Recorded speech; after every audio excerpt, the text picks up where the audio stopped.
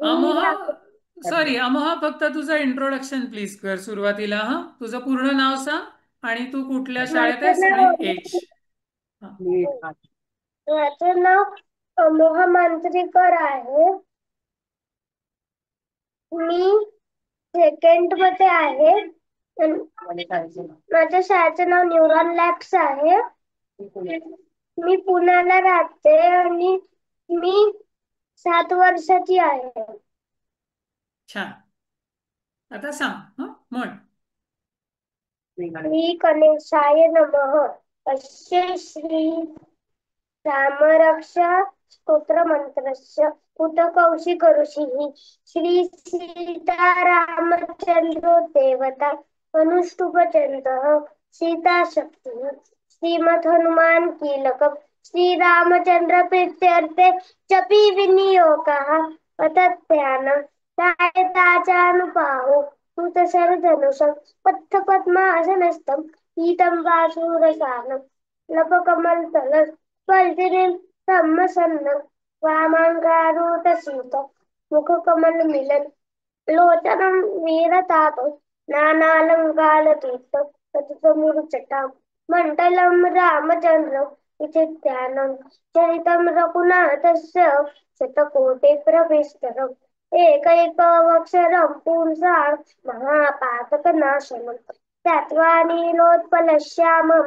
रामं राजीवरोचनं जानकी लक्ष्मणोपेतं जटां मुकुटमण्डितं सासीतूलधनुर्बाणं पाणिं नक्तं च राजकं स्वरीरयात कत्रातु आविर्भूतं वचम्पितु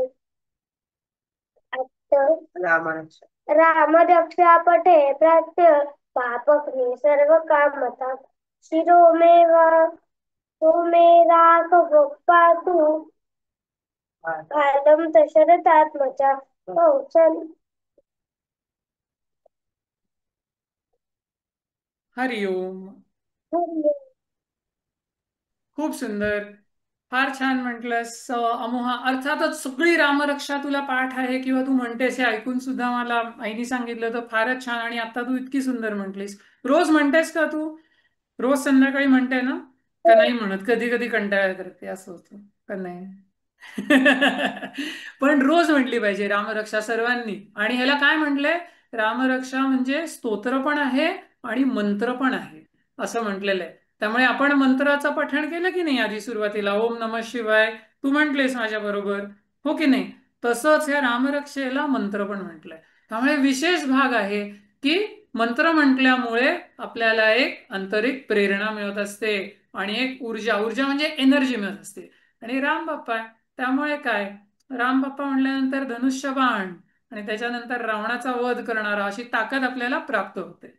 येस, तर रोज म्हणायचं. ओके. तर छान, आज तू त्यातली काही कडवी म्हटलीस आणि आम्हाला सगळ्यांना छान वाटलं. हं? असंच तू रोज म्हणत जा. आणि सर्वांनी जसं आज अमोहाने म्हटलं, आपापल्या घरी संध्याकाळी तिन्ही सांजेला दिवा लावल्यावरती नक्की रामरक्षा म्हणावी. भीमरूपी आणि रामरक्षा, दोन फार सुंदर स्तोत्र आपल्याला कोणी दिली आहेत ही माहिती आहे? नाही माहिती. बुध कौशिक ऋषींनी दिलंय. मग बुध कौशिक ऋषी म्हणजे कोण आपण बघूया. तुम्हाला माहिती आहेत पण थोडंसं बघितलं तर समजतील. हा, पण असं बुध कौशिक म्हटल्यानंतर आपल्याला पटकन लक्षात येत नाही. पण सगळ्यांनी शोधा आज बुध कौशिक ऋषी म्हणजे कोण. पुढच्या केंद्रामध्ये रामरक्षेचे आपण थोडेसे अर्थ बघूया, त्याचं विवरण पण बघायचा प्रयत्न करू. ठीक आहे. छान.